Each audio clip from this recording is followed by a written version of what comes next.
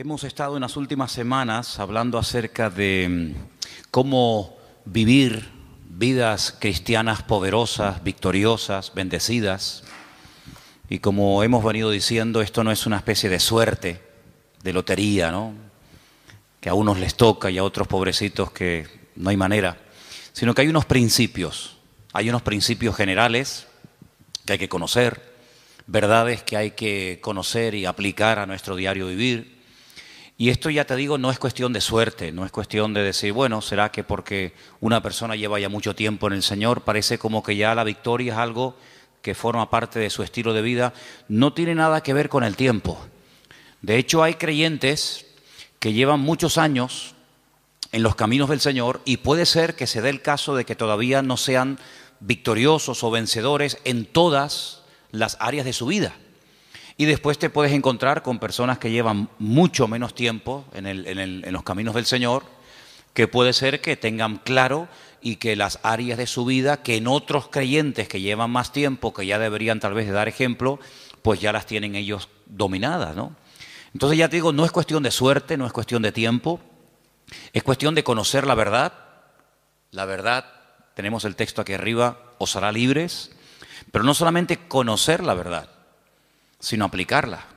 Porque hay gente que sabe mucho, pero luego no practican lo que saben. Y hemos estado viendo en las últimas semanas que hay una lucha, que es la lucha entre la carne y el espíritu. Vimos un poquito más acerca de esto el domingo por la tarde. Y si alguien se ha preguntado, bueno, ¿y esta lucha hasta cuándo va a durar? ¿Hasta cuándo vamos a tener luchas con el carácter, con nosotros mismos, con los problemas y tentaciones de la vida? ¿Hasta cuándo? ¿Será que esto es al principio, primer año? Claro, todo está empezando, todo es nuevo. Ya en el segundo año, un poco menos, y ya a partir del tercero, cuarto, quinto año, ya estas luchas entre carne y espíritu desaparecen completamente. ¿Podríamos dar esa respuesta a una persona que se pregunta cuánto tiempo dura la guerra, la batalla entre la carne y el espíritu? Pues no, sería totalmente incierto, sería falso. Esto no es cuestión de decir, bueno, los primeros años van a ser años duros, difíciles, porque es el tiempo en el que estamos aprendiendo y poniendo la base, el fundamento de nuestra vida, pero luego ya después, olvídate, luego ya a disfrutar, a vivir la vida y ya no hay luchas, ni batallas, ni problemas. No es cierto. Si alguien te ha enseñado o si has escuchado a alguien que predica así, pues no es verdad, porque la batalla, la lucha entre la carne y el espíritu durará toda la vida. ¿Amén? Yo sé que algunos dicen, uy, me cuesta decir amén, pero es así de claro. Te va a durar toda la vida. Y en esta tarde vamos a leer unos versículos de Gálatas capítulo 5 que se parecen mucho, mucho a los versículos que leímos el domingo por la tarde, que era el capítulo 8 de Romanos. Ahora pues ninguna condenación hay para los que están en Cristo Jesús, los que no andan conforme a la carne, sino conforme al Espíritu. Y vimos cómo el capítulo 8 de Romanos, que es un capítulo extraordinario, donde las palabras claves son carne y espíritu, espíritu y carne, aparecen muchas veces con diferentes connotaciones, con diferentes aplicaciones. Ahora cuando comencemos a leer en Gálatas capítulo 5, verso del 16 en adelante, te va a dar la impresión, te va a dar la sensación de que seguimos leyendo la carta de Pablo a los romanos, pero no tiene nada que ver con la carta de Pablo a los romanos. Esta es otra, esta es la carta a los Gálatas. Y voy a comenzar a leer a partir del versículo 16. Digo pues, andad en el Espíritu. Ya esto ya lo había dicho también a los romanos. No satisfagáis los deseos de la carne, porque el deseo de la carne es contra el Espíritu, y el del Espíritu es contra la carne. Y estos se oponen entre sí, para que no hagáis lo que quisierais. Pero si sois guiados por el Espíritu, no estáis bajo la ley. Manifiestas son las obras de la carne. Y ahora usted, si quiere, las puede ir contando para que usted se dé cuenta cuántas manifestaciones diferentes hay de la carne. Lectura que, por cierto, se leyó también el domingo a la tarde, solamente la volvemos a repetir. Las obras de la carne son manifiestas y son adulterio, fornicación, inmundicia, lascivia, idolatría, hechicerías, enemistades, pleitos, celos, iras, contiendas, disensiones, herejías, envidias, homicidios, borracheras, orgías, y no ha terminado la lista, sino que simplemente la acorta y dice, y cosas semejantes a estas, y que hay más, acerca de las cuales os amonesto, como ya os lo he dicho antes, que los que practican tales cosas no heredarán el reino de Dios. Y ahora cambia completamente el tono.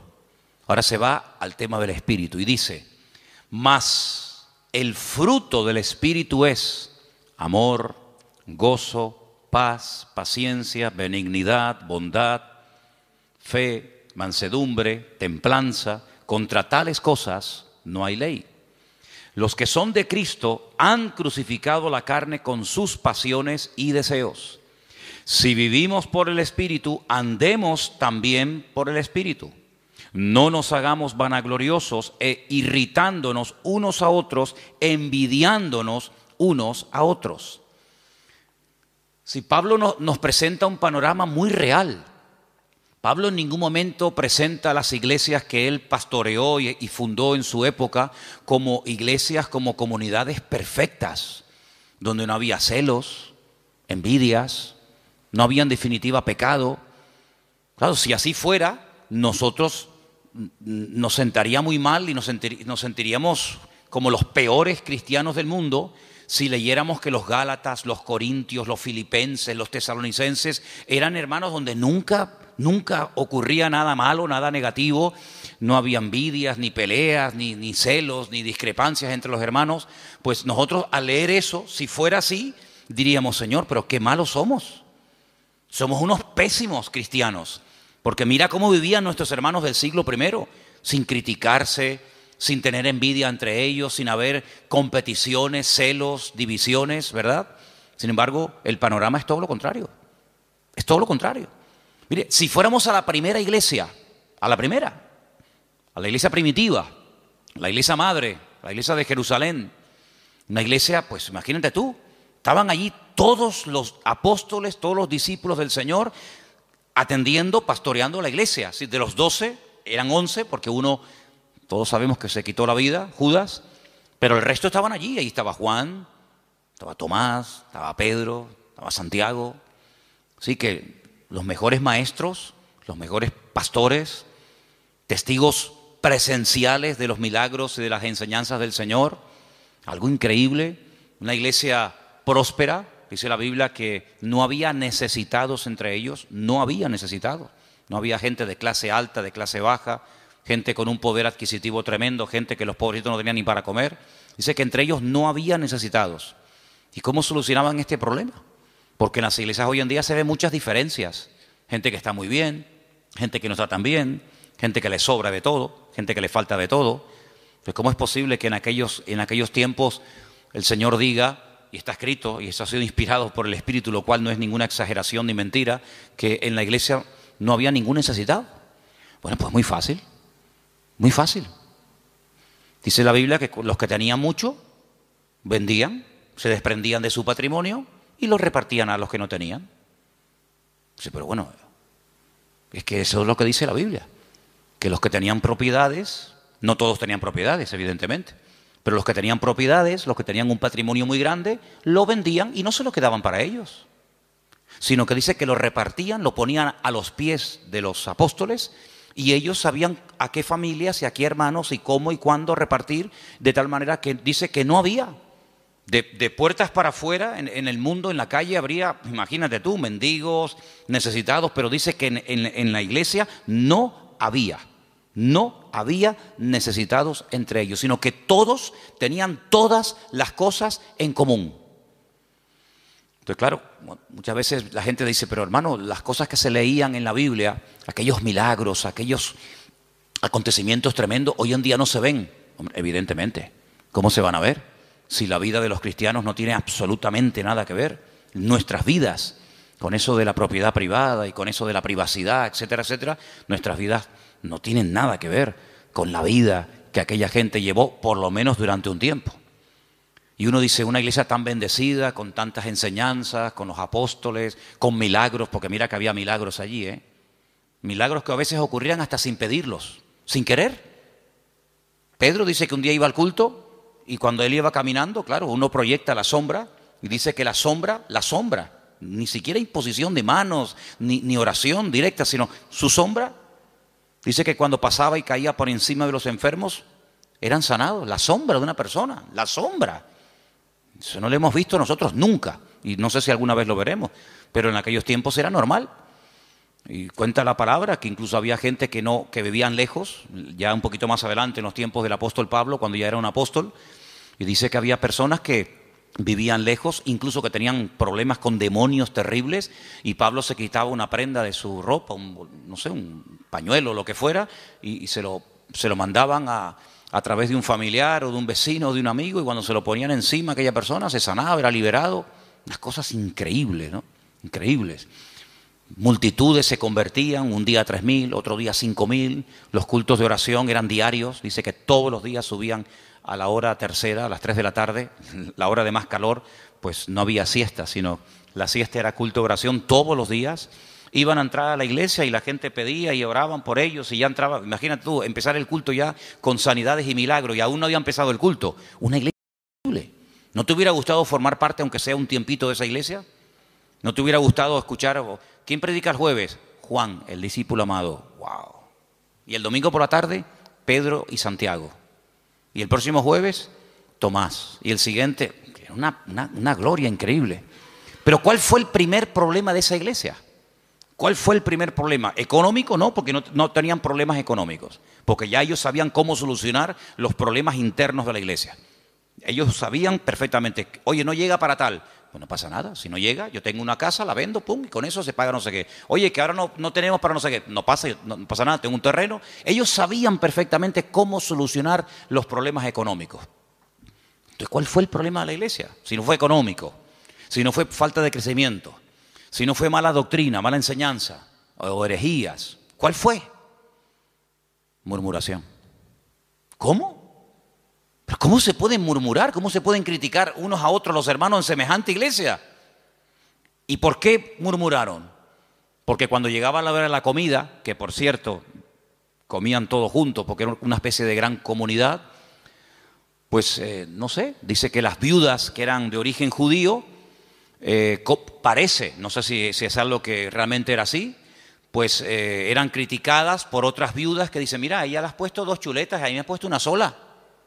Yo veo en el plato de ella que le has puesto 3 papas, a mí me has puesto 2, y las de ella son muy grandes, las mías son muy chiquititas. ¿Cómo puede ser que una iglesia tan bendecida y tan próspera y tan impactante y tan de todo, el primer problema que registre la Biblia fuera murmuración? Pues ese fue el primer problema de la congregación. Y de ahí nace la idea de nombrar diáconos, ayudantes, colaboradores, que cuando llegue la hora de la comida, pues ellos sean los que distribuyan y se evite este problema en la congregación, porque no vamos a permitir que por la comida y por la murmuración se frene el avance y se estropee el buen ambiente espiritual que hasta hoy hemos tenido.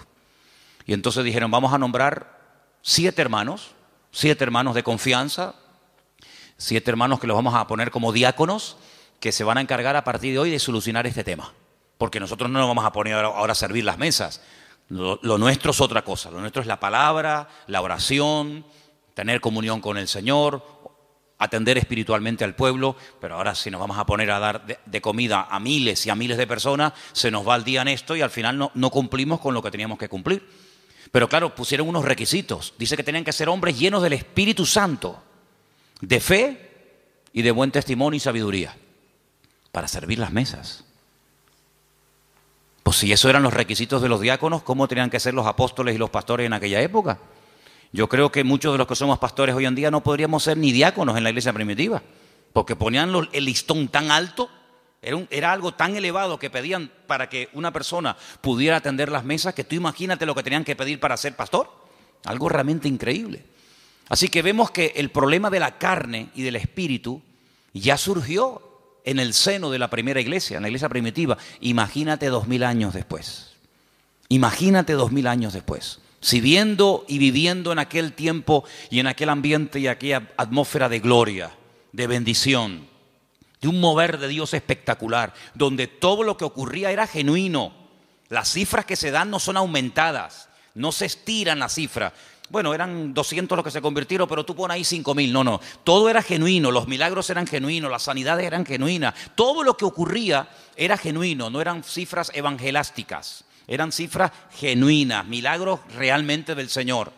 Si eso ya ocurría en aquella época, imagínate hoy en día cuando nuestro nivel de santidad, nuestro nivel de espiritualidad no tiene absolutamente nada que ver con el de nuestros hermanos de los primeros siglos de la era cristiana. Entonces vemos que el problema dentro de la iglesia fue la carnalidad. Ahora, oraba y le pedía al Señor, Señor, tiene que haber algún cuadro, tiene que haber algún pasaje en la Biblia para que este tema que estamos tratando últimamente de la carne y del espíritu, de vivir en victoria o vivir en derrota, nos resulte lo suficientemente gráfico como para captar lo que más o menos quiere decir la Biblia cuando habla de la lucha continua entre la carne y el espíritu. Y hay un pasaje extraordinario. Hay un pasaje increíble y lo vamos a leer esta tarde y vais a ver cómo al entender ese pasaje vais a poder entender mucho más lo que me refiero cuando hablo de la carne y del espíritu. Vamos al primer libro de la Biblia, al primero, que se llama Génesis, capítulo 25. En Génesis capítulo 25 vamos a leer una historia muy conocida, pero de la cual vamos a extraer muchísimas lecciones para poder entender mejor la lucha entre la carne y el espíritu. Génesis capítulo 25, voy a leer a partir del versículo 19. ¿Lo tienen, hermanos? Muy bien. Dice así la palabra del Señor, presta atención, hermano. Estos son los descendientes de Isaac, hijo de Abraham. Abraham engendró a Isaac. Y era Isaac de 40 años cuando tomó por mujer a Rebeca, hija de Betuel, arameo de Padán Aram, hermana de Labán, arameo. ¿Cuántos datos en un solo versículo? La edad, el nombre del padre, el nombre del hermano, un montón de datos, todos muy importantes. Quédese con esta cifra, 40 años tenía cuando Isaac se casa. Y entonces dice en el versículo 21, y oró Isaac al Señor por su mujer, que era estéril, y lo aceptó el Señor y concibió Rebeca, su mujer. Y los hijos luchaban dentro de ella y dijo, si es así, ¿para qué vivo yo? Y se fue a consultar al Señor. Y el Señor le respondió y le dijo, 2 naciones hay en tu seno, y 2 pueblos serán divididos desde tus entrañas. El uno será más fuerte que el otro, y el mayor servirá al menor. Esa es la palabra que el Señor le da a esta mujer atormentada. Esta mujer que lo está pasando realmente mal, porque tiene una batalla, tiene una guerra dentro de su vientre. Entonces ella dice, Señor, si estar embarazada es esto, yo no quiero vivir, yo no quiero seguir adelante con este embarazo, quítame la vida. Y entonces ella se va y se refugia en el Señor y le dice, Señor, explícame qué es lo que aquí está pasando. Seguramente ella habrá hablado con otras mujeres, incluso a lo mejor, vete tú a saber, con alguna mujer que también estaba embarazada como ella en aquel tiempo. Y seguramente alguna le habrá dicho, oye, pues yo no sé, yo no te entiendo porque a mí no me está pasando nada de lo que tú estás diciendo. Entonces ella cuando se va a consultar con el Señor no es porque está un poquito mareada y tiene vómitos por la mañana temprano cuando se levanta y pierde el equilibrio y está cansada. No, ella está harta. Ella lo está pasando francamente mal. Pero va a consultar, va a buscar palabra de Dios. No va a quejarse, no va puerta por puerta, sino que ella va al único que le puede decir qué es lo que está pasando. Ella va al Señor y desahoga su alma delante del Señor, y el Señor le habla y le da una palabra tremenda. Mira, no llevas uno, llevas dos. Y son dos pueblos. Y están peleándose desde tu vientre. Y siempre será así. Y el mayor servirá al menor. Y entonces ya ella más o menos entiende qué es lo que está pasando. Seguimos. Versículo 24. Cuando se cumplieron los días para dar a luz, he aquí había gemelos en su vientre. Ya se lo había dicho el Señor, que había dos, no uno. Luego, aquí vemos que la primera parte de la palabra, no llevas uno, sino llevas dos, se está cumpliendo. Cuando ella vio salir uno y vio salir al otro, ella seguramente habrá recordado lo que el Señor le había dicho. Dos, llevas dos, no uno, dos. Luego, si la primera parte de la palabra se ha cumplido, prepárate porque la segunda también se va a cumplir. ¿Cuál es? Que se van a llevar como el perro y el gato. Que el mayor va a terminar sirviendo al menor. Que están divididos, enfrentados, peleados desde el vientre, ya están peleándose. Imagínate cuando sean grandes. Entonces dice en el versículo 25 que salió el primero, dice rubio, ahora hablaremos acerca de eso, y era todo velludo, como una pelliza, y llamaron su nombre Esaú. Fíjate que en el versículo 25 dice, y salió el primero. Ahora tendría que decir el siguiente versículo, y salió el segundo, ¿sí o no? Pues no dice eso. Cuando sale Esaú dice, salió el primero, pero cuando sale el otro hermano, dice el versículo 26, después, no dice el segundo, dice después. Salió su hermano, trabada su mano al calcañar de Esaú, y fue llamado su nombre Jacob. Y era Isaac de edad de 60 años cuando ella los dio a luz. Yo les dije que en el versículo 20 dice cuántos años tenía cuando se casó. 40. Y al final del versículo 26 dice cuántos años tenía cuando fueron padres. 60. Es decir, que durante 20 años intentaron ser padres y no pasaba nada. Dice la Biblia que ella era estéril. Pero Isaac sabía perfectamente que para Dios no hay nada imposible. Porque Isaac es el resultado de una oración de fe y de una intervención sobrenatural de Dios sobre su madre. Porque ustedes saben que los padres de Isaac fueron Abraham y Sara. Y la Biblia dice que eran gente muy mayor. Ella era de 90 y él de 100 años, tú imagínate. Y para colmo, ella también dice la Biblia que era estéril. Luego, humanamente hablando, entre la edad y el tema de la esterilidad, imposible. Pero él vive. Él sabe que su madre fue sanada cuando su padre oró por ella. Luego, ahora otra vez, se repite por segunda vez en una mujer, en una matriarca, el mismo problema que Sara, es estéril. Y se volverá a repetir en la siguiente generación, en Raquel, sabemos, ¿no? Era Sara, era Rebeca y era Raquel. 3 generaciones seguidas de mujeres estériles, pero mujeres sanadas por el poder de Dios. Una generación le daba ejemplo a la otra y la otra a la otra y así sucesivamente. Se pasaban la fe de unos a otros. Por eso dice que era la fe de Abraham, la fe de Isaac, la fe de Jacob, el Dios de uno, el Dios de otro, ¿verdad? No se aprendían cosas en una primera generación y luego no llegaban esa segunda y se terminaba diluyendo la bendición, sino que la bendición iba de menos a más. Date cuenta que, por ejemplo, Abraham ora, Dios sana a su esposa y tiene 1. El hijo nace y ora por su esposa y tiene 2.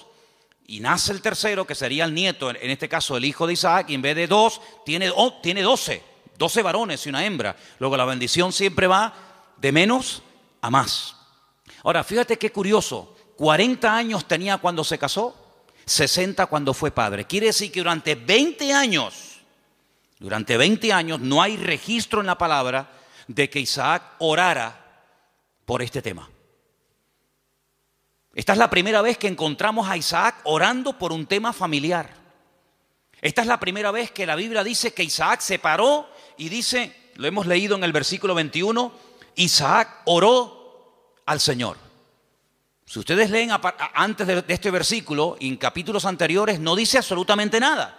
Luego, durante 2 décadas, durante 20 largos años, aquí no pasaba nada. Hasta que Isaac, el cabeza del hogar, se para y dice, aquí hay que orar. Pero el texto que estamos leyendo esta tarde me llama mucho la atención porque cuando dice en el versículo 21, y oró, esa palabra, vayetar, significa oró insistentemente, porfiadamente. No oró de una forma superficial. Bueno, Señor, tú sabes que queremos ser Padre, ayúdanos en tu nombre, amén. Venga, vamos a hacer otra cosa. Sino que él se metió en serio con Dios. Él dijo, aquí hay un problema. Curioso que no dice que su esposa también oró con él, sino dice que él se puso enfrente de ella a orar por ella. Eso es muy curioso. Él tomó autoridad y dijo, bueno, a lo mejor tú ya te has resignado a no ser madre. Pero dice que él se paró frente a ella y él oró fervientemente. Bueno, por ahí hay un versículo en Santiago que dice que la oración del justo puede mucho. No dice así, me equivoqué, perdón. La oración eficaz del justo puede mucho. Corregí porque no es lo mismo decir que la oración del justo puede mucho que decir que la oración eficaz del justo puede mucho. Si quitamos la palabra eficaz, da a entender como que todo lo que oramos resulta con éxito, y no es así. Es la oración eficaz. Algún día hablaremos de cómo se arma, cómo se construye, cómo se hace una oración eficaz. Porque hay gente que dice, es que yo oro y yo no veo resultados. Y yo pido, pero llevo 20 años y yo no veo. Entonces la Biblia dice, es la oración eficaz. Porque hay oraciones que no son eficaces. Son oraciones, pero no son eficaces. Y una vez conté aquí que Alejandro Magno tenía en su guardia personal un grupo, creo que eran como de 400 y pico mujeres, que la llamaban las amazonas, que eran mujeres que se cortaban un pecho, amazonas, con un solo pecho, se quitaban un seno, porque eran las mujeres que tenían que protegerlo a él, era su guardia pretoriana, por decirlo de alguna manera, era su seguridad privada, personal, y las mujeres, lógicamente, al tener pecho, pues no se puede pegar el arco como un hombre se lo puede pegar y de esa manera apuntar, sino que al no poderse pegar el arco, la flecha no sale como tiene que salir. Entonces se sacrificaban por su rey, se cortaban un seno, pues se llama amazonas, con un solo seno, y de esa manera, donde ponían la flecha o donde ponían el ojo, ponían la flecha. Entonces eran personas que se sacrificaban, se amputaban un miembro de su cuerpo con tal de cumplir con su cometido. Bueno, el Señor dijo una vez que si tu ojo te produce problemas, que te lo arranque. O si tu problema no está en los ojos, sino en las manos, pues arráncatela o córtatela. Porque mejor es entrar tuerto, ¿no? Se dice tuerto, ¿no? Mejor es entrar con una sola mano que no entrar. Entonces, si hay algún miembro de tu cuerpo que te está causando problemas, pues ya sabes lo que tienes que hacer. Si lo quieres tomar simbólicamente o lo quieres tomar literalmente, tú verás. Pero tú tienes la responsabilidad de cortar, de quitar de tu vida todo aquello que te está impidiendo obtener resultados. Sea mano, sea ojo, sea televisión, sea internet, sea móvil, sea amigo, sea novia, sea novio, sea vecino, sea vecina, sea perro, sea coche, sea moto, sea deporte, sea lo que sea, sea lo que sea. Cuando hablamos de acerca del ojo, no es que necesariamente me voy a arrancar el ojo, porque puedo seguir viendo por el otro. Entonces, estamos en la misma. Sino es todo lo que entra, porque dice la Biblia en Eclesiastés, cuando describe el cuerpo humano, ustedes saben que hay una descripción del cuerpo humano desde la cabeza hasta la coronilla, desde la coronilla hasta la planta de los pies. Cuando él llega a la parte de la visión, él dice que son las ventanas. Las ventanas. Y el Señor dijo, si tu ojo es bueno, si lo que tú ves, si lo que entra por las ventanas es bueno, todo tu cuerpo estará lleno de luz. Pero si tú abres la ventana, que son los ojos son las ventanas del alma. Con el alma tú la alimentas con lo que ves. La carne se alimenta con lo que ves. De hecho, lo que ves es lo que después la carne desea. Entonces, de ahí viene el refrán, ojos que no ven, corazón que no siente, ¿verdad? Entonces, cuando tú tienes las ventanas abiertas, pues tienes que saber seleccionar, porque hay cosas que mejor no verlas. Exactamente es con la mano. La mano es, digamos, el miembro que habla acerca de lo que hacemos. Los ojos lo que miramos, lo que deseamos, lo que anhelamos, donde ponemos la visión, que después nos lleva a la acción, de la visión a la acción. Pero la mano representa la acción en sí misma. Hacemos con las manos. Cristo sanaba a los enfermos con las manos, tocaba a los enfermos, multiplicaba los panes y los peces. Las manos son, digamos, el medio, hablando de una forma simbólica, de lo que hacemos, de lo que ejecutamos. Entonces, si lo que estás haciendo o lo que estás viendo, lo que está entrando en definitiva en tu mente y lo que posteriormente sale te está causando problemas, tienes que tomar medidas preventivas primero. Si ya no funcionan las medidas preventivas, entonces otro tipo de medidas, pero lo que no puede ser es que la carne esté superando la vida en el espíritu, porque dice la Biblia que los que viven en la carne no pueden agradar a Dios. Y los que son guiados según la carne van a la muerte, a la destrucción. Por lo tanto, hay esa lucha que vemos desde el vientre de la madre de esta mujer, de Rebeca, con estos dos hijos. Ahora, después dice, en el mismo versículo 21, cuando yo he dicho vayetar, significa orar porfiadamente, insistentemente, en el mismo versículo, cuando dice, y aceptó el Señor, ¿lo veis? Es la misma palabra, pero se pronuncia de una forma diferente, vayater. Vayater, vayatar, vayater. Se escribe igual, pero las vocales se ponen diferentes. ¿Y saben lo que significa eso? Aquí se ha traducido por aceptó el Señor. Aceptó el Señor. Significa que convenció a Dios. Dicho de otra forma, Dios se dejó convencer por la oración de Isaac. Es increíble. Dios se dejó convencer. A ver, ¿qué quieres? Presenta argumentos. Preséntame argumentos. ¿Por qué quieres ser padre? No tenemos la oración de Isaac.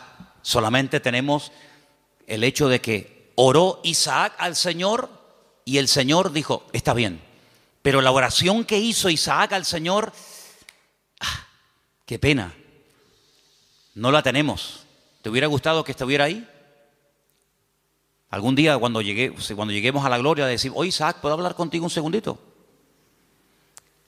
¿Me podrías decir más o menos lo que le pediste a Dios cuando querías ser padre? Sí, mira, le dije esto y esto y esto. Tienen que aprender hebreo, si no, no pueden hablar con él. No, son bromas. Pero tuvo que orar de una forma que dice que convenció a Dios. Dios dijo, me has convencido. Ya está, problema solucionado. Fíjate, si en vez de haber esperado de los 40 años que se casó, a los 60, yo pregunto, si hubiera orado a los 2 años de casarse, de esa manera como oró, ¿no hubiera el Señor respondido? Por supuesto.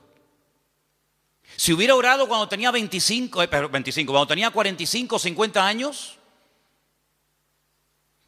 los gemelos podían haber nacido antes. Pero no hay registro en la Biblia de que Isaac orara a esa edad, con esa intensidad y con ese fervor.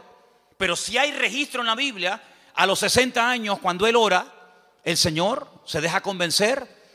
Los argumentos que presentó Isaac, pienso yo que un argumento podía haber sido este. Señor, tú le dijiste a mi padre que en ti serían benditas todas las naciones de la tierra y que tú le darías un heredero. Y que yo sería el hijo de la promesa.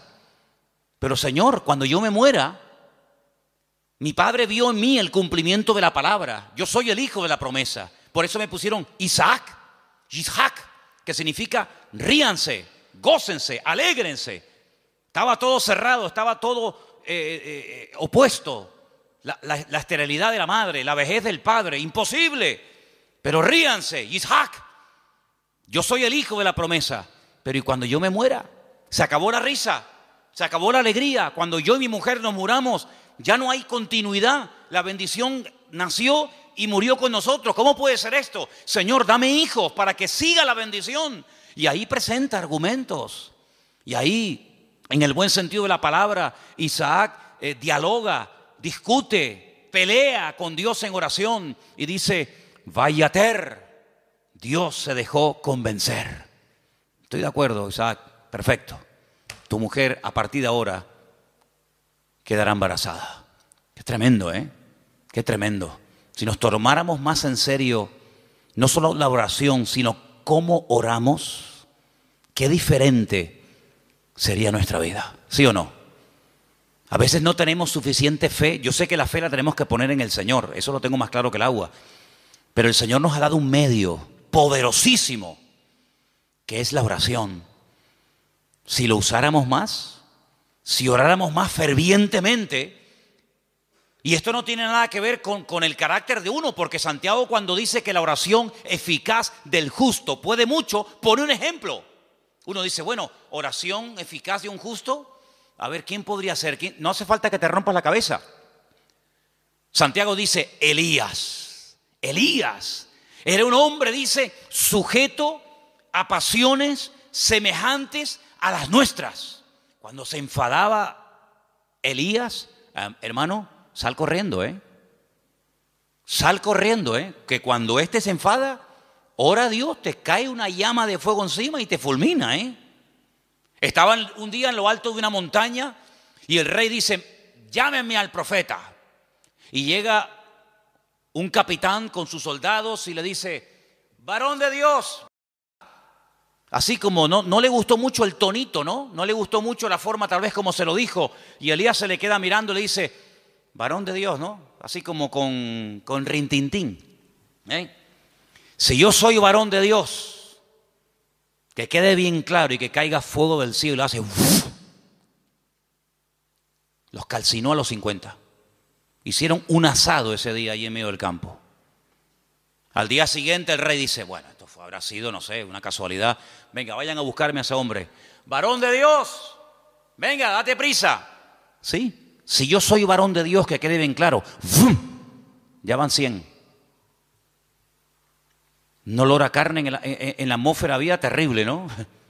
Tercer grupo, vayan a buscarme a ese hombre. Cuando llega el tercero se tira a tierra y dice, gran varón de Dios, ten misericordia de mí, por favor, no me quemes. Te pido, te suplico. Así me gusta. Ahí se baja Elías. Así era Elías, amigo. Así era Elías. Alguien dijo en cierta ocasión que si el Señor no se lleva en un carro de fuego a Elías, le prende fuego a todo el país. Porque para él todos estaban mal. Claro, para él todos estaban mal. En un día, mató a 100 soldados. Días más tarde, a 450 profetas de Baal les cortó el cuello en el monte Carmelo. ¿Pero este quién es? Y después hablan los americanos de Rambo. Esto es increíble, esto es tremendo este hombre. El Señor se lo tuvo que llevar con él. Pero mira, era un hombre que se desanimaba, ¿sí o no? Señor, quítame la vida, estoy harto, me siento solo, este no es mi sitio, no sé qué, orando tontería. Una mujer le dice, mañana como no ponga tu cabeza en un plato, como tú pusiste en un plato la cabeza de mis profetas, y sale corriendo por miedo a la mujer. Claro, si Elías era tremendo, ¿cómo tenía que ser esta mujer? Porque para salir corriendo desde allí hasta donde fue corriendo. Pero dice que era un hombre sujeto a pasiones semejantes a las nuestras. Se enfadaba, se desanimaba, se deprimía, oraba tonterías. Pero cuando oraba, amigo, cuando ese hombre entraba en guerra y en comunión con Dios, no había infierno que lo pudiera detener. ¿Te das cuenta? Entonces aquí encontramos un ejemplo de cómo este hombre ora. La mujer no dice que orara. Bueno, pero que tienes que orar eres tú, que para eso eres el hombre, para eso eres la cabeza. Y tú tienes que traer la bendición a tu casa. Y la bendición viene cuando tú buscas de Dios, cuando tú oras sinceramente. Mira, el peor defecto que puede tener un hombre no es que no predique. Hermana, si su marido nunca va a ser un predicador, no se enfade con él. No todos han sido llamados a predicar. Ese no es el mayor problema de un hombre. El mayor problema de un hombre es que no sabe cantar. No, hermano, hay hermanos que el Señor los bendiga. Por ahí no van los tiros. Es que a mí me gustaría tener un hombre que cante, ¿sí? Pues mire, le tocó, no, no hay más, hermana. El problema de un hombre no es que no canta o no predica. ¿Tú sabes cuál es la peor desgracia que puede tener un hombre? Que no sepa orar. Ese es el problema más grande que puede tener una mujer, es que su marido no ora, que no sepa orar. Porque este hombre, cuando oró fervientemente y oró porfiadamente, insistentemente, automáticamente en la casa, todo cambió, todo cambió. Ahora, la oración trajo problemas, porque por la oración de Isaac, dice la Biblia, que su mujer lo estaba pasando mal. Pero ella, ¿qué fue lo que hizo? Lo que le enseñó su marido: vete a hablar con el Señor, déjate de quejarte, vete a la cámara secreta, y allí en la cámara secreta abre tu alma delante del Señor. Y el Señor le dio una palabra tremenda. A muy pocas gentes el Señor le da palabras específicas para sus hijos, y a ella se los dio. Vamos a leerlo otra vez. 2 naciones hay en tu seno, 2 naciones, 2 pueblos serán divididos desde sus entrañas. Es imposible la convivencia. Un pueblo será más fuerte que el otro pueblo, y el mayor servirá al menor. Tremendo. Este hombre cambió la situación de su casa porque oró por ella. Ahora, lo que me llama la atención, lo decíamos hoy en casa, que cuando su papá, cuidado con esto, cuidado, porque hay cosas que se transmiten a través de lo físico, de lo genético, pero también hay cosas que se transmiten de generación en generación por la vía espiritual. Si me sacan una célula de mi cuerpo, cualquiera que sea, y extraen un ADN de mi pelo, de donde sea, en un 99,9% ese ADN dirá que yo soy hijo de fulano de tal. Es inevitable, totalmente inevitable. Las famosas pruebas de paternidad. Ah, no, es que ese hijo no es mío. Sí, hazte una prueba de paternidad y ahí, amigo, ahí sale. O eres o no eres. Bueno, tal vez no. O eres o no eres. Lo genético, queramos o no, se transmite de generación en generación. ¿Y lo espiritual? Porque dice la Biblia que somos espíritu, alma y cuerpo. Luego transmitimos la genética, y como lo natural es un reflejo de lo espiritual, lo he dicho ya 1.000.000 de veces, pues si transmitimos lo genético, si transmitimos lo físico, lo espiritual, no te quepa la menor duda. Por ahí podríamos un día hablar largo y tendido sobre este tema. Dice la palabra de Dios que tal la madre, tal la hija. ¿Sí o no? Eso dice la Biblia. Tal la madre, tal la hija. No dice tal el padre, tal el hijo. Eso no lo dice. Pero la Biblia se dice tal la madre, tal la hija. Así que mamá, ten cuidado que le estás transmitiendo a tus hijos. Porque la madre transmite mucho más a los hijos de lo que te puedas imaginar. Mucho más a veces que un padre. ¿Qué te parece? La responsabilidad es tremenda. Así que si hay aspectos negativos espiritualmente hablando de tu madre o de tus antepasados, métete en la habitación con el Señor y que Dios corte todo eso lo antes posible. Para que no seas tú una víctima de cosas del pasado. Aunque un día hablaremos más detenidamente sobre todo esto. Pero lo que quiero decir con todo esto es que él no tomó una sierva. Él podía haber dicho, bueno, ¿qué hizo mi padre cuando oró y no venía yo, vaya, no nacía yo? ¿Qué hizo mi padre? Tomó una sierva. Era la costumbre de la época. La costumbre, no lo bíblico, no lo correcto. Por dejarse llevar por la costumbre, resulta que hasta el día de hoy estamos pagando las consecuencias de aquello. Porque no fue una palabra dada por el Señor, como ahora el Señor le está diciendo a Rebeca lo que le está pasando, sino que fue una costumbre.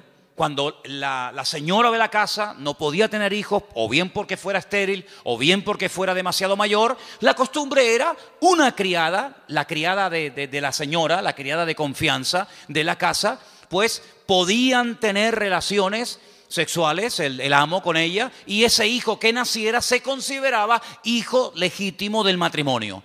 De hecho, había prácticas que a la hora de parir se ponía una debajo y otra arriba, y las dos hacían como que estaban pariendo, y no, era toda una historia, ¿no? Isaac podía haber dicho, bueno, pues yo voy a hacer lo mismo.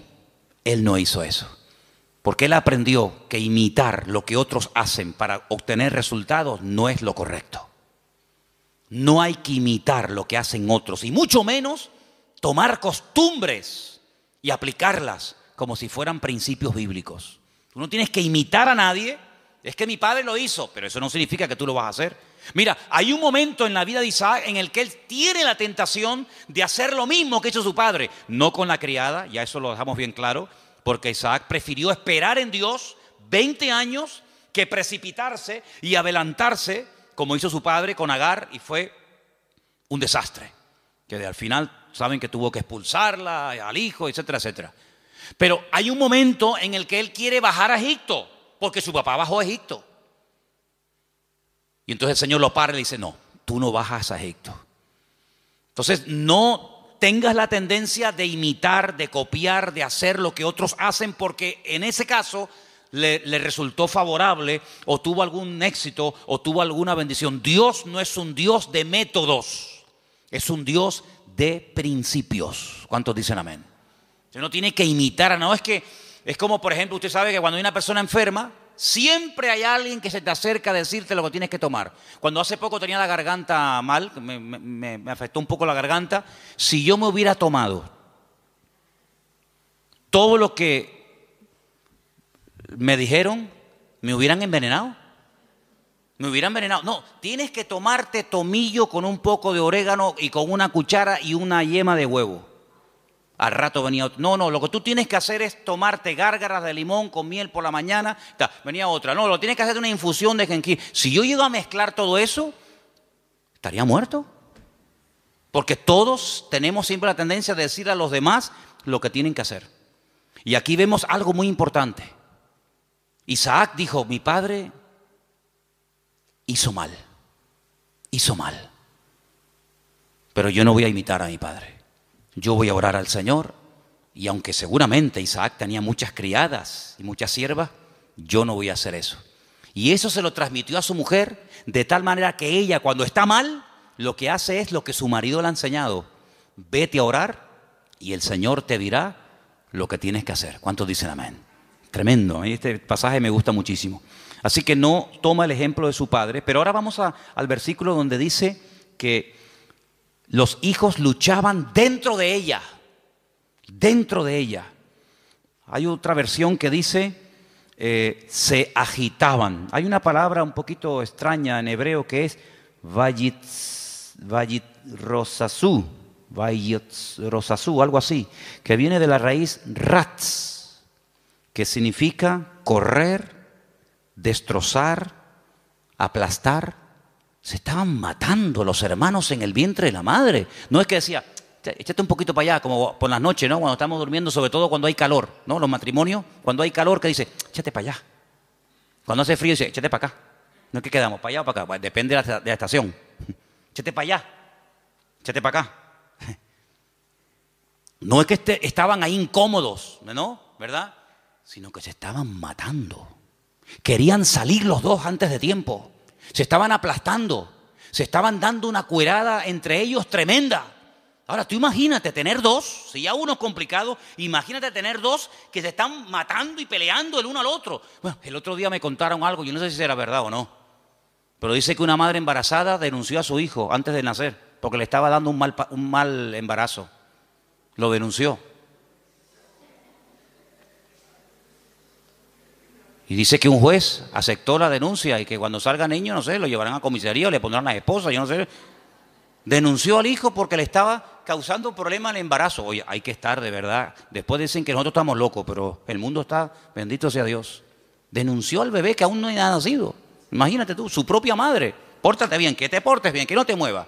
Imagínate dos peleándose ahí, matándose y pellizcándose y pegándose puñetazos. Es que hay dos dentro. Y uno es completamente diferente al otro. Y ahí es el cuadro que yo estoy utilizando esta tarde para reflejarles la realidad de la batalla que hay entre la carne y el espíritu. Uno tendría que sentirse tan mal como se sintió Rebeca Cuando hay esa batalla interior dentro de nosotros entre la carne y el espíritu, que no nos queda más remedio que ir a hablar con Dios y desahogarnos con el Señor. Ella no dijo, bueno, esto es normal, sino cuando en nosotros hay esa guerra, como decía Pablo, Romanos capítulo 7, léanlo, es un capítulo tremendo. Pablo abre su corazón, Pablo se quita la careta y dice, hermanos, lo que quiero hacer no lo estoy haciendo. A veces hago cosas que no quiero hacer. Miserable de mí, ¿quién me librará de este cuerpo de muerte? Lo que quiero hacer no lo hago lo que no quiero y hay una ley dentro de mí. No le eche la culpa a fulano, a mengano. Hay una ley, hay algo dentro de mí. Es esa ley que la carne se rebela contra el espíritu contra la carne, igual que Jacob y Esaú, que se mataban y se pegaban el uno al otro. ¿Y qué hizo Rebeca? Se fue a hablar con el Señor. Eso es lo que deberíamos de hacer cuando nos sentimos mal, cuando queremos orar pero no quiero orar. Cuando quiero leer la Biblia, pero no me da la gana de leer la Biblia. Y cuando quiero que Dios me bendiga, pero ya no quiero saber nada de Dios, me tiene cansado. Y cuando quiero ir, pero ya no quiero ir. Cuando hay esa lucha, no te resignes y digas, bueno, seré que soy raro, seré que soy un bicho extraño. No. Lo que tenemos que hacer es lo mismo que hizo Rebeca. Señor, ¿qué pasa? ¿Qué me está pasando, Señor? Háblame, ayúdame. Porque si no me ayuda, quítame la vida. Porque esto no es vida ni es nada. No lo dijo, pero casi probablemente estuvo tentada a decir, es que yo estaba mejor antes que ahora. Yo estaba mejor antes cuando era una mujer estéril, sin hijos, que ahora que tenía que estar saltando de alegría por estar embarazada, pues antes yo vivía y me sentía mejor que ahora. Ahora que me has bendecido, esta bendición me está trayendo unos problemas terribles. No dijo todo esto, lo estoy diciendo yo, a ver si me entienden. Pero ¿cuántas veces puede pasar por nuestra mente? ¿Cuántas veces nos pueden cruzar los cables por nuestra mente y decir, ¿y ahora qué? Ahora, y lee la Biblia y vas a la iglesia y no sé qué, y te das cuenta.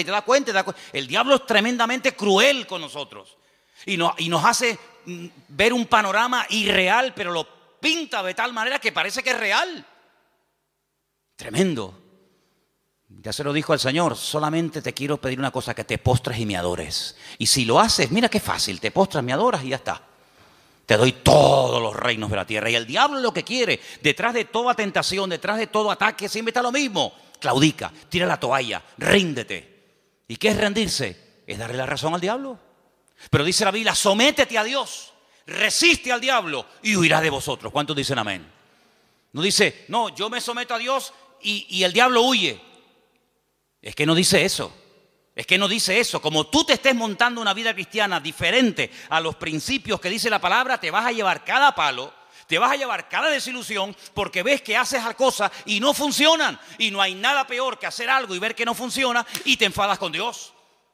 Someteos a Dios, someterse a Dios. ¿Qué es someterse a Dios? Habrá que explicar a estas alturas lo que es someterse a Dios. Hermano, rendirse a Dios sin condiciones. Es que yo siento, es que yo creo, es que a mí me parece, es que yo haría. Someterse, rendirse. Tú has perdido la guerra, el que manda soy yo. No me digas a mí dónde tienes que vivir, cómo tengo que vestirte, cómo tengo que tratar, porque tú te has rendido. El que he ganado soy yo, y el que gana la guerra le dice al vencido cómo tienen que hacerse las cosas. No me vengas a poner condiciones. Someterse a Dios, rendirse a Dios. Ya no vivo yo. Muy bien, perfecto.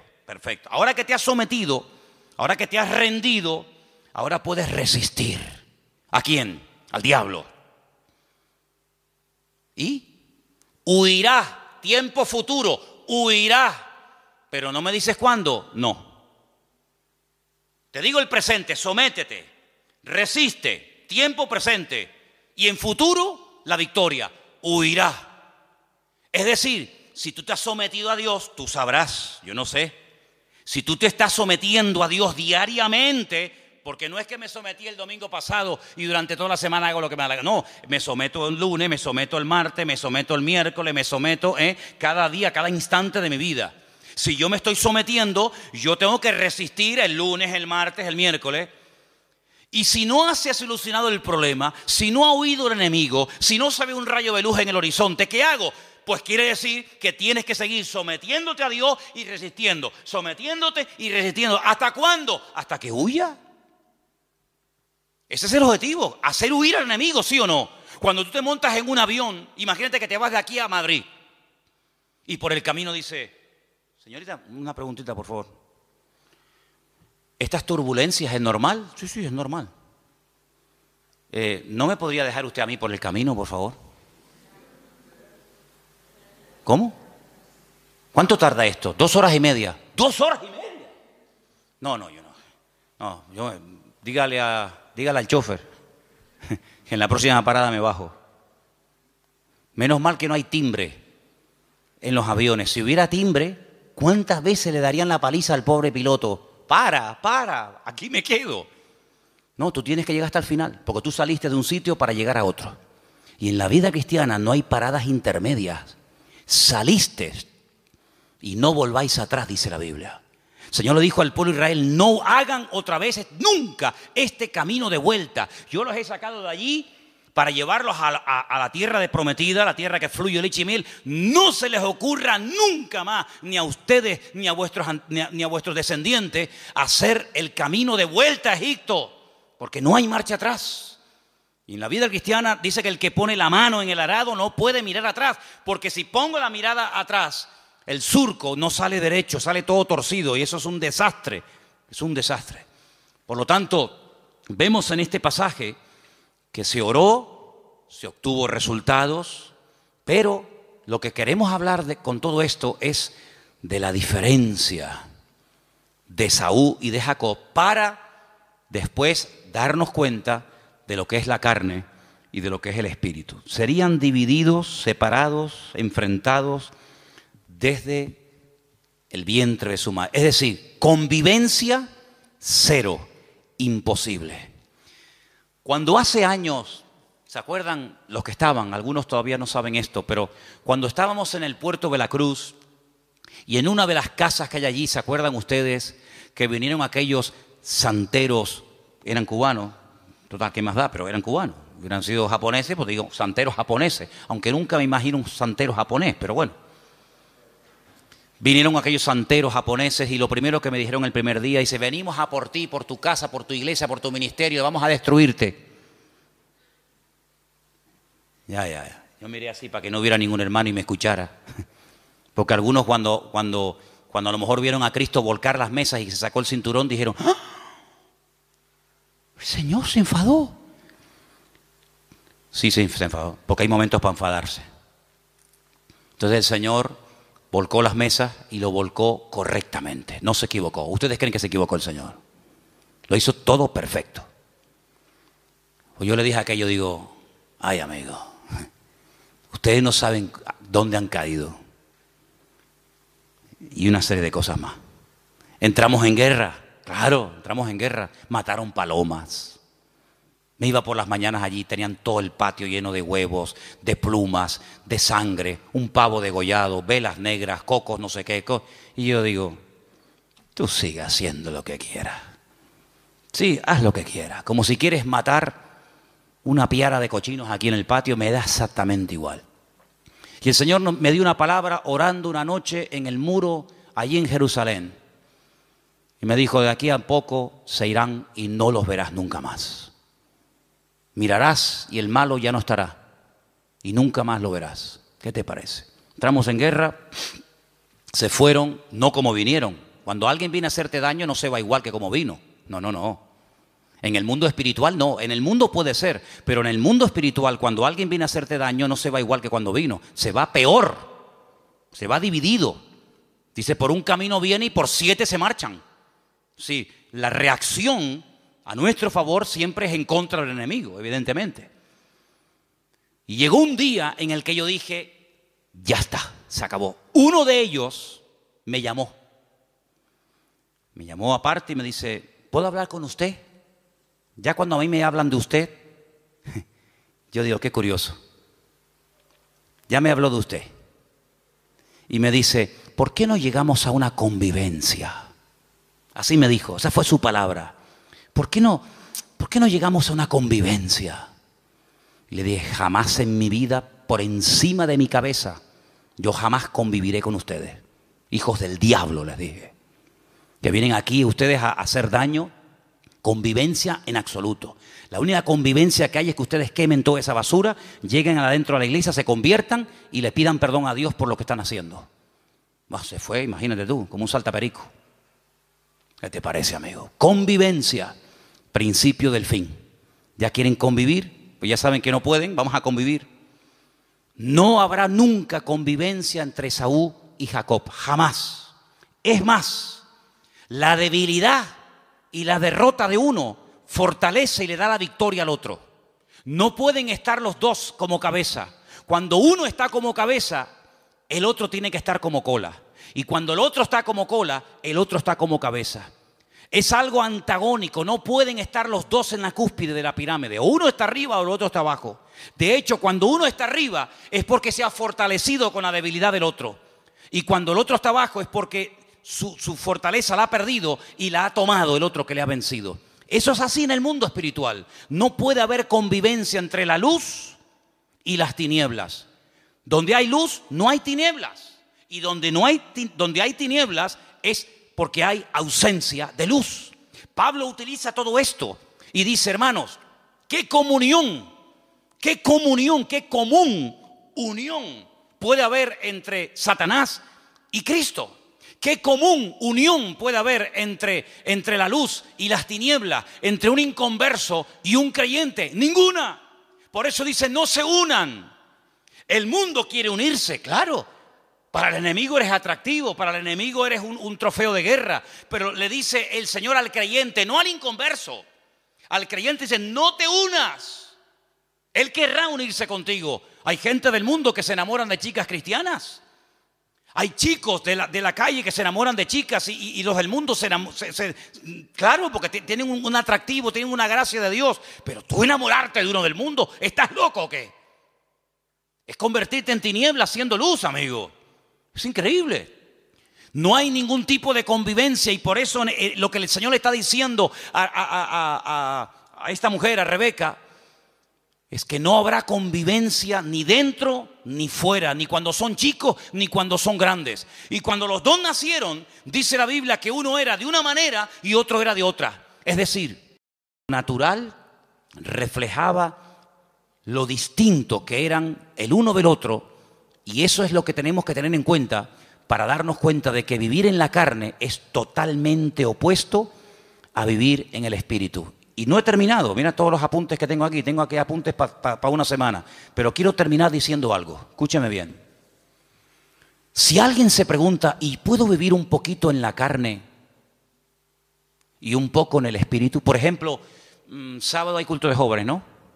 ¿Sí o no? Bueno, pues el sábado canto, oro, alabo a Dios. El domingo también, porque hay culto, entonces tengo que portar bien. No puedo comportarme mal, ni decir palabrotas, ni... Sábado y domingo está bien, total.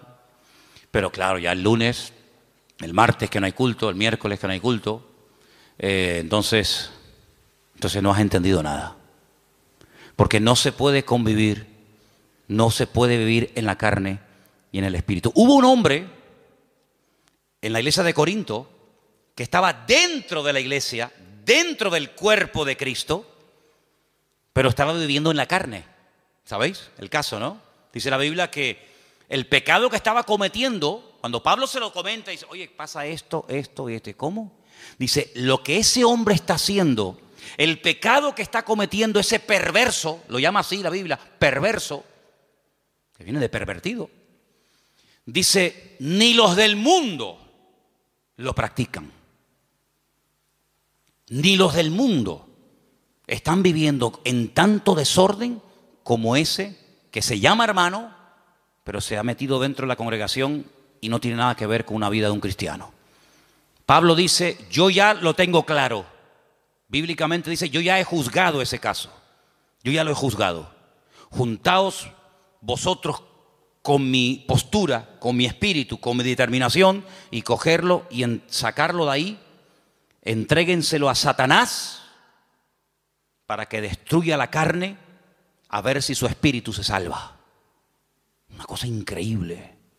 Entonces le dijeron, mira, ven para acá, aquí no puedes venir más.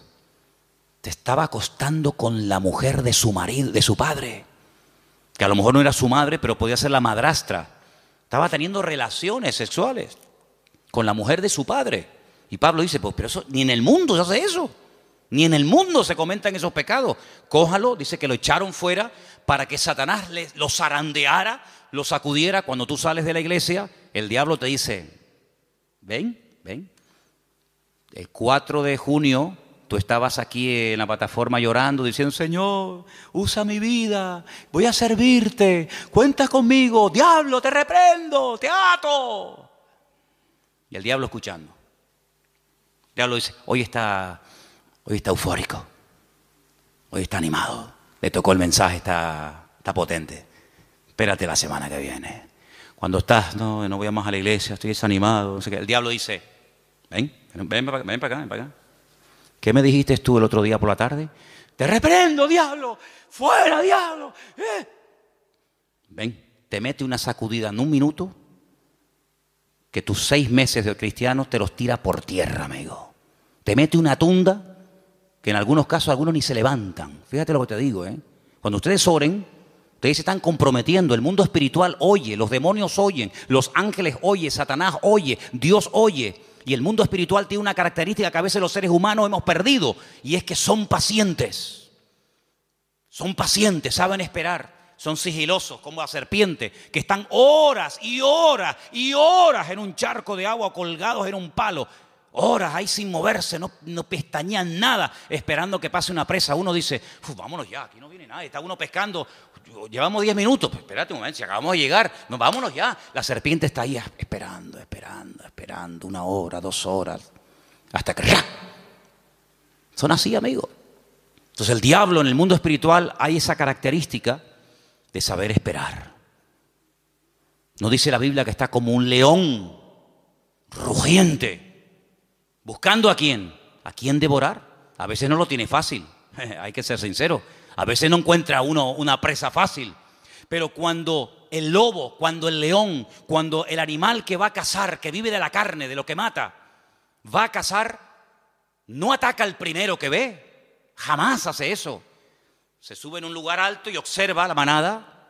Hay 3.000 ñus, 200 cebras, 400 antílopes. ¿Y a dónde ataco? ¿A dónde voy? Espera. Y empiezan a observar. Uy, aquel camina raro. Empiezan a mirar. Va cojo, es mayor. Se cansa, va el último. Hacen una estrategia de tal manera que a ese, que no puede ir al ritmo de los otros, lo aísla, la manada se va, lo deja solo, y cuando está solo, encima, débil, enfermo, se le tiran encima y se acabó. El diablo es un ladrón que viene a hurtar, a matar y a destruir. Lo que le da fuerza al diablo en un país son los carnales. Lo que le da fuerza a los demonios en una nación, en un continente, son la gente carnal. Y por eso lo que tenemos que hacer es sacudirnos de la carnalidad. Porque la próxima semana, tal vez el domingo, la segunda parte del mensaje, veremos a dónde se llegó en la relación entre hermanos. Ya era insostenible aquello. Y entonces nos damos cuenta de que Esaú, el carnal, el malo, tenía una cosa que necesitaba urgentemente Jacob para poder triunfar en la vida. Y entonces vamos a descubrir qué es lo que tiene el mundo, qué es lo que tiene Esaú, que a nosotros nos interesa quitárselo, pero cuando se lo quitemos, ahí te quedas, Esaú. Entonces, hermanos, eso es lo que significa pelear la buena batalla. Se dan cuenta que hay tanto material, se dan cuenta que hay tanto tema, pero lo importante es que le digas al Señor otra vez. Sé que el domingo te pedí que lo dijeras, pero otra vez te pido que hoy lo hagas. Señor, no quiero vivir en la carne. Cierra tus ojos ahí donde estás. Quiero vivir sometido al Espíritu. No quiero el espíritu de Esaú. No quiero ser un carnal. No quiero ser una persona que menosprecia las bendiciones, sino que pelea para obtener la bendición de Dios. Isaac cambió su casa cuando oró y obtuvo resultados en el nombre del Señor. Y hay cosas que tú tienes que tomar autoridad y pelearlas y orar en el nombre del Señor, con la autoridad del Señor y su palabra, Porque el Señor te ha llamado a ti a vivir en victoria. Y en esta noche yo quiero que tú le digas: Señor, quiero vivir en el Espíritu, ayúdame a vivir en el Espíritu, renunciando a la carne, renunciando a vicios, renunciando a viejos recuerdos, a costumbres, renunciando a todo lo que no trae gloria a Dios. Y en esta tarde me someto al señorío de Cristo. En esta tarde me someto a la palabra, al trato de Dios en mi vida. En esta tarde, Señor, me someto al Señor para que pueda resistir al enemigo y obtener victoria. Gracias, Padre, porque tú eres poderoso en mí. Gracias, Padre, porque mayor es el que está conmigo que el que viene contra mí. No hay nada ni nadie que pueda destruir a un hijo de Dios. Hagan lo que hagan y digan lo que digan. De hecho, lo han hecho y es una pérdida de tiempo. Es al contrario, cada vez la bendición viene al que está siendo atacado, al que está siendo perseguido, porque la unción trae persecución. Y cuando hacemos la voluntad de Dios, el Señor siempre bendice. El resultado, el botón de muestra, es lo que Dios está haciendo en las vidas. Y eso es algo incuestionable. Bendito sea el nombre del Señor. Recibe toda la gloria y enséñanos estos principios para que no vivamos ni un minuto más en la carne, sino en tu Santo Espíritu y en tu palabra. En el nombre de Jesús. Amén. Amén. Amén. Amén. Amén. Amén. Amén. Amén.